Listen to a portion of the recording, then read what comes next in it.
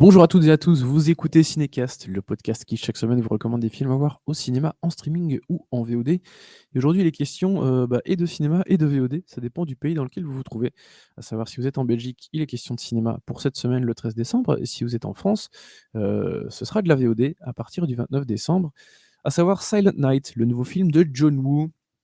John Woo, réalisateur dont le dernier film qui est sorti en salle, chez nous, à mon avis, c'était il y a 15 ans. À savoir Les Trois Royaumes. Tout le reste depuis, c'est sorti directement en DVD, en VOD, enfin voilà, allez savoir. Et donc ça fait vraiment un paquet d'années qu'on n'a pas vu un de ces films, au cinéma et bon, bah, malheureusement en France, c'est toujours pas le cas. Hem, enfin malheureusement, attendez la critique quand même. Mais voilà, forcément, on me dit John Woo qui est de retour. Bah oui, bien sûr, banco, moi je veux. Je suis un grand, grand fan de Mission Impossible 2 et je sais que dans les Missions Impossibles, c'est celui que les gens aiment le moins en général. J'aime énormément Mission Impossible 2. Hem, Parce qu'il y a le style John Woo en fait, c'est ce truc un peu over the top, des ralentis, des trucs très exagérés et c'est comme ça un peu dans tous ses films, hein, Hard Boiled qui est un de ses plus connus, un de ses plus grands films. C'est ça et c'est très typique du cinéma de Hong Kong, de Taïwan, ce genre de choses et donc voilà, c'est un style, hein, on aime ou on n'aime pas, peu importe, mais c'est un style cinématographique qui se vaut. Hem, donc voilà, forcément, j'avais envie de retrouver ce réalisateur dont j'aime beaucoup le travail et voilà qu'il revient avec un film aux États-Unis, Silent Night, avec Joel Kinnaman dans le rôle principal, avec également Kid Cudi et Catalina Sandino Moreno. Et il est question de Godlock, qui est en mission pour venger son jeune fils qui a été tragiquement abattu lors d'une guerre de gang la veille de Noël à Los Angeles. Enfin, en tout cas en Californie, mais je pense, oui, c'est Los Angeles. On en parle un peu plus longuement après un extrait de la bande-annonce qui s'aide beaucoup de la musique parce que le personnage est muet, donc il n'y a pas beaucoup de paroles. Mais voilà, appréciez la musique pendant 30 secondes et si vous voulez pas écouter, vous allez 30 secondes plus loin dans la critique du podcast.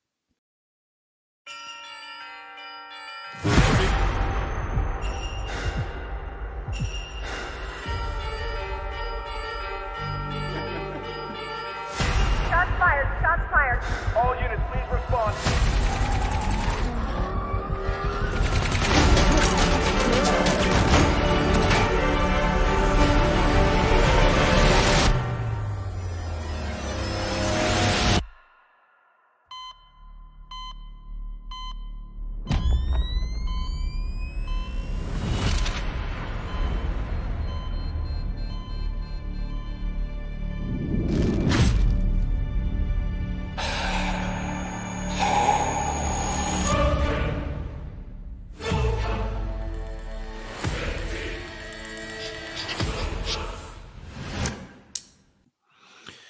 Voilà, je vous ai dit, il y a vraiment pas, beaucoup de dialogue parce que le personnage est muet,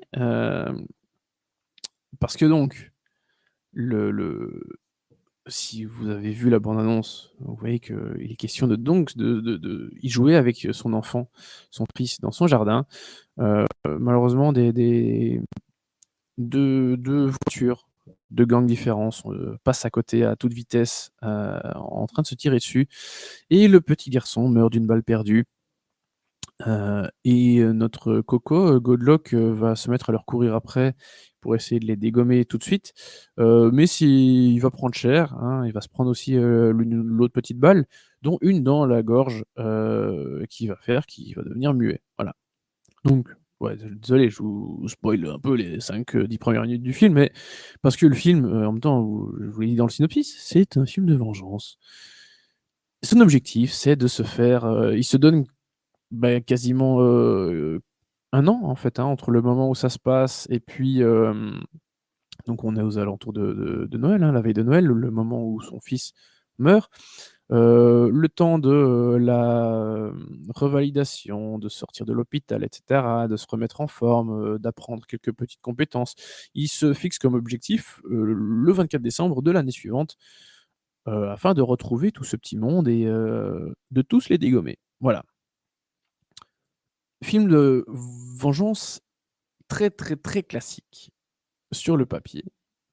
Sur la forme, il se veut un peu différent parce que comme le personnage est muet, en fait, bah, voilà, on a une espèce de concept où, il faut arriver à rendre, le film, entraînant, divertissant, avec un personnage qui peut pas parler et qui va évidemment pas beaucoup communiquer avec le reste, du monde. Parce qu'évidemment la période post-drame va pas bien se passer avec sa femme, hein. Elle va faire un peu un effort au début, puis après, vu qu'il va devenir tellement invivable, bah, elle va se barrer. Donc déjà ils parlent pas beaucoup ensemble et puis une fois qu'elle est partie, bah, ils parlent encore moins. Heu Donc, concept, avec un personnage qui va pas beaucoup parler, pourquoi pas? Malheureusement, en fait, je vois pas l'intérêt. Enfin, c'est-à-dire que ça n'apporte rien, si ce n'est que enfin, rien d'intéressant, il en fait rien d'intéressant, si vraiment il a quelque chose à dire, il envoie un texto, enfin voilà, il se débrouille donc c'est juste qu'on a un film sans vraiment, de dialogue ni de paroles, mais c'est pas un film muet pour autant. Mais le problème, c'est enfin, il y en a plusieurs, mais le premier problème, c'est déjà l'histoire. C'est basique as fuck. Film de vengeance, il veut tous les tuer et donc le film qui dure, 1 h 44,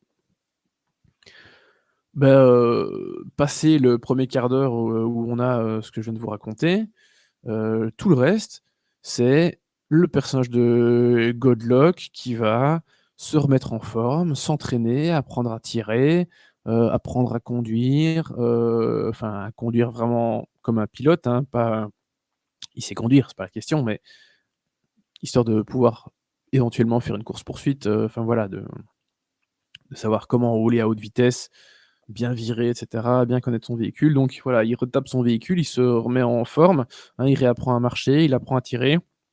Et il commence à avoir un corps, de type musclé, pour, voilà, être, à la hauteur et puis, bah, voilà, il commence à faire son taf, quoi. Mais c'est anecdotique, on s'en fout complètement et le problème, c'est qu'on a l'impression que c'est réalisé par un nobody, enfin, par un lambda, mais pas par John Woo. Parce qu'on ne retrouve rien de son cinéma, rien de ce qui fait la force de son cinéma. On retrouve rien dans la mise en scène et c'est ça qui est triste. Il y a juste au début, où on voit le personnage courir, le jour où son fils, meurt, où il nous fait 3 comment dire? 3 zooms sur lui et puis, pause, et on se dit: «Mais OK, ça va être un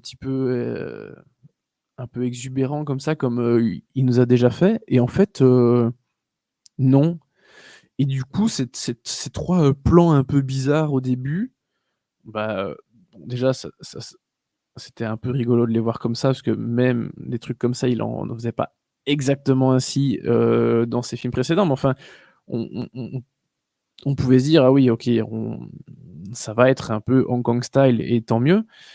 Mais non, donc on a ces 3 plans qui sortent un peu de nulle part et qui sont pas terribles et puis après plus rien. C'est, random, c'est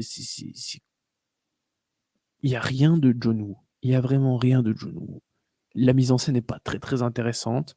Elle est pas nulle non plus, mais je veux dire John Woo est transparent là-dedans et on vient voir un film de John Woo, je veux dire, lui-même, c'est le premier de ces projets dont on parle depuis des années. Les autres, il a pas rien fait depuis 15 ans, il a fait plein de films, hein, mais des trucs qui sont sortis chaque fois directement en vidéo, heu, en VOD et cetera. Et je veux dire les médias ne parlent même plus de John Woo et là on en reparle, ça y est, il refait un film aux États-Unis, gros studio derrière, hein, Lionsgate, qui est la prod, notamment de John Wick comme la bande annonce nous le vend. On se dit: «OK, bon John Woo, cool, il revient, on lui a redonné de l'argent, il a, un casting». Bon, je suis pas fan de Joel Kinnaman, qui joue comme un pied je trouve, enfin il a toujours joué comme un pied. Mais enfin soit, il a de l'argent, on lui donne un peu un cast, très bien. Fais quelque chose, montre-nous ce que tu sais encore faire Coco, tu vois? Que tu as pas disparu. Ben, j'ai rien retrouvé de John Woo dans ce film et donc voilà, tu me dis que c'est réalisé par, machin chose, à la place, bah, je te dis: «Bah oui, oui, c'est possible, OK». Bah non, en fait, c'est John Woo, mais tu le vois pas. Donc c'est très, très, très, très dommage. Donc l'histoire, vue, revue, revue, 10 000 fois, à la limite, la façon de tuer les gens, c'est ce que tu irais voir, enfin, c'est la raison pour laquelle tu irais voir ce genre de film. Mais bah, non, il y a même pas des morts, très rigolotes ou sympas, c'est juste, OK, vu. Donc il y a même pas ça. On trouve pas du plaisir là-dedans, on trouve pas du plaisir dans la mise en scène, on trouve pas de plaisir à regarder Joel Kinnaman qui joue comme un pied. Donc en fait, on retrouve aucun plaisir devant ce film et c'est vraiment dommage. Voilà. J'avais pas d'énormes attentes, j'avais juste envie de revoir un film de John Woo parce que honnêtement, ça fait longtemps que j'en avais pas vu, hein, ces films qui sont sortis directement en vidéo et cetera, j'en ai pas vu, j'en ai peut-être vu un. Mais voilà, j'avais envie de revoir un film de John Woo, ne fût-ce qu'un peu correct pour voir, ce qu'il sait encore faire, quoi. Et ben, voilà, John Woo a disparu. Je sais pas où, mais en tout cas, je l'ai pas retrouvé ici et c'est dommage. Donc pour moi, c'est vraiment, une demi-étoile, 1 étoile, à la limite, mais ça, c'est du DTV, quoi. C'est vraiment du DTV, il y a rien de bien et c'est dommage. C'est dommage. J'avais envie de me marrer au moins à regarder des types qui se font, tuer de manière rigolote et tout. Non, non, il y a non. Voilà, donc une demi étoile, passez votre chemin, voilà. Donc c'est peut-être pas plus mal que ça sorte pas au cinéma en France. Vous avez de la chance. Non, mais non, voilà, je suis méchant. Mais j'espère que parce que je pense que John Woo a déjà à nouveau un autre projet. En tout cas, j'en ai entendu parler, ce qui est pas mal. Mais voilà, j'espère que ce sera un peu plus intéressant que celui-ci, malheureusement. Voilà. Une demi-étoile. Sur ce, je vous dis, bah, à la semaine prochaine, hein, pour des nouvelles recommandations. N'hésitez pas à nous suivre sur les réseaux sociaux avec le handle @cinecastbe et à nous écouter sur les plateformes de streaming, de podcast de votre choix. À très bientôt.